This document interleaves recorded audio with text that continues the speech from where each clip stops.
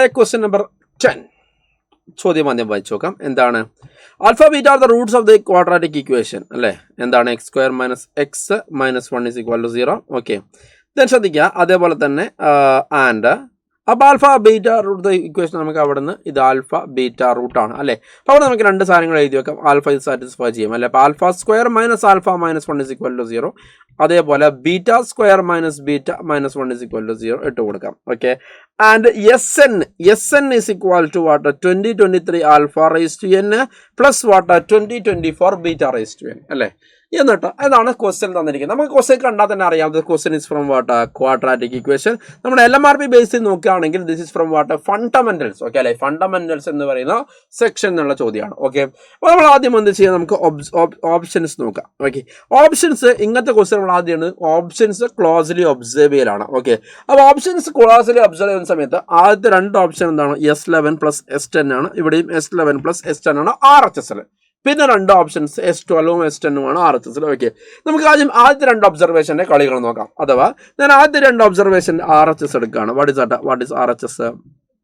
എന്താണ്? S11 + S10 അല്ലേ? അപ്പോൾ S11 എന്ന് പറയുമ്പോൾ ഇതിൽ എന്ത് വരും?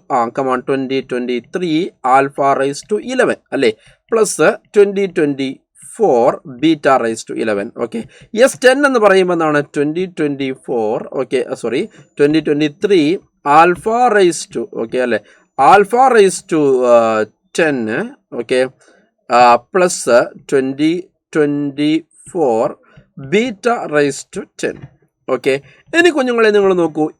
ഇവിടെ ആൽഫ റൈസ് ടു 11 അല്ലേ? അതേപോലെ തന്നെ ഇവിടെ എന്താണ്? 2023 ആൽഫ റൈസ് ടു 10 അല്ലേ?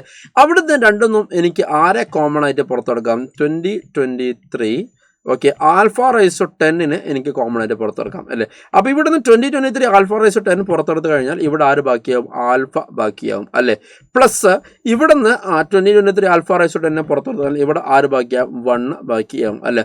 ഇനി അടുത്തത് 2024 ഓക്കെ അല്ലേ?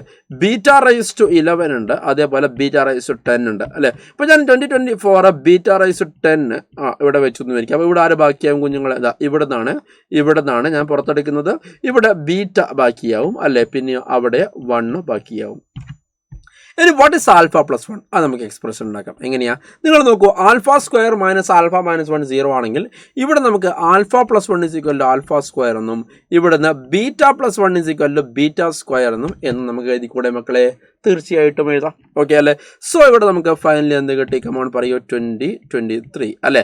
Alpha rice to 10 into alpha square അല്ലേ? Plus 2024 beta rice to 10 into what? Beta square എന്ന് എഴുതാം അല്ലേ?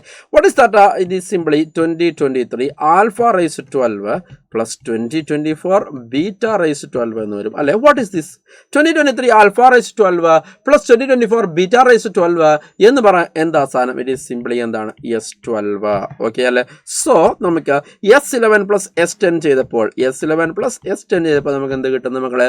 S12 കിട്ടുന്ന. So option 2 is the correct answer. Finished. Okay, simple ആണെന്ന് വിചാരിക്കുന്നു. അപ്പോൾ ബാക്കി ഇനി അഥവാ ഈ ഓപ്ഷൻ 1ഉം 2ഉം നമുക്ക് സാറ്റിസ്ഫൈ ചെയ്തില്ലെങ്കിൽ അടുത്ത ഇതേപോലെ എന്താക്കുക? S12ഉം S10 ഒന്ന് ആഡ് ചെയ്ത് നോക്കുക. ഇത് കിട്ടുമെന്ന് നോക്കുക. Okay, so we will move to next.